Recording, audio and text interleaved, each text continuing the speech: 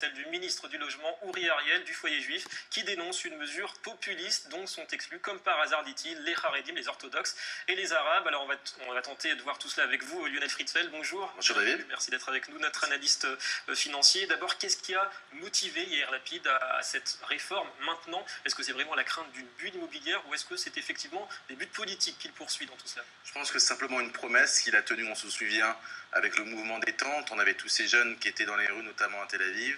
On se rend compte que le coût de la vie augmente énormément en Israël, et notamment à Tel Aviv, et c'est simplement une promesse qu'il veut tenir, et il la tient effectivement en proposant d'annuler cette TVA de 18% pour l'acquisition d'un bien nouveau, notamment pour les jeunes couples, ce qui ferait qu'ils paieraient en fait un discount de 15% sur le prix de l'appartement.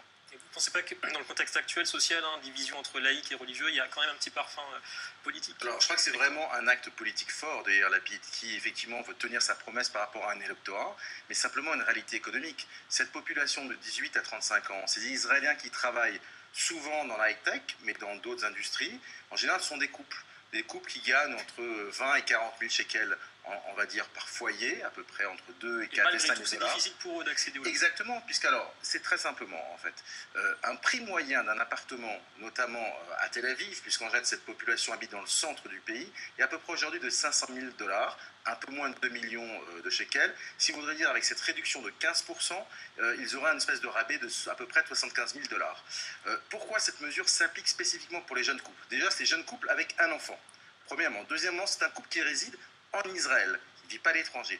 Troisièmement, un des deux partenaires a fait son armée dans l'armée, exactement, service militaire dans l'armée d'Israël. En fait, ça veut dire que le gouvernement est prêt à donner, à financer, à aider ces jeunes à accéder à la propriété, mais d'un autre côté, il faut que ce soit de bons citoyens. Ouais. Donc on peut dire qu'il y a une certaine cohérence. Donc quand on regarde l'ensemble des critères qui sont quand même assez restrictifs, est-ce que vraiment on peut espérer un impact sur l'économie israélienne, impact positif d'abord pour le marché de l'immobilier et négatif aussi pour les recettes fiscales de l'État? Alors c'est un peu le paradoxe, parce qu'on a vu que le docteur Sarel, qui était le chef économiste en fait du ministère des Finances, a donné sa démission avec fracas en disant qu'économiquement ça va bouleverser le marché, etc. Je crois qu'il faut être réaliste. C'est un impact limité. Pourquoi? Parce qu'on parle de différents marchés immobiliers. Marché immobilier, cette mesure marche très bien pour le marché de Tel Aviv. Mais en fait, si on regarde dans la masse, c'est plusieurs marchés immobiliers. Les prix ne sont pas les mêmes. Soit à Haïfa, et effectivement, le marché était très peu cher. Il y a eu un rattrapage, notamment l'année dernière, en 2013, où les prix ont augmenté de 20%. Le marché de Poleg est en train d'exploser. Le sud de Netanya, où tous les jeunes couples, en fait, vont acheter des appartements parce que la région de Tel Aviv est trop chère.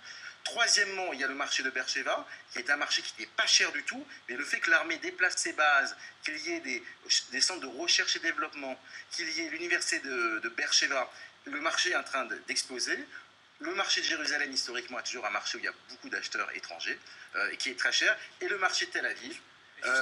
Et justement, globalement, il y a un risque de bulle immobilière, comme on en parle souvent, on entend beaucoup parler de ce risque. Eh ben alors, bulle immobilière, en fait, je crois qu'on peut vraiment en parler. Enfin, c'est plutôt une adéquation entre l'offre et la demande, simplement sur le marché de Tel Aviv, puisqu'il y a une demande étrangère qui est énorme, qui vient acheter des appartements. Les Israéliens ne peuvent plus se permettre. Et pourquoi? Parce qu'on a eu la déglementation avec l'accord Open Skies, avec EasyJet qui vient d'Europe en Israël, et donc pour 100 €, on peut passer un week-end à Tel Aviv. Donc des gens achètent des résidences secondaires. Merci Lionel pour toutes ces explications. On en reparlera sans doute. Et on passe à notre second dossier. C'est un pays qui est devenu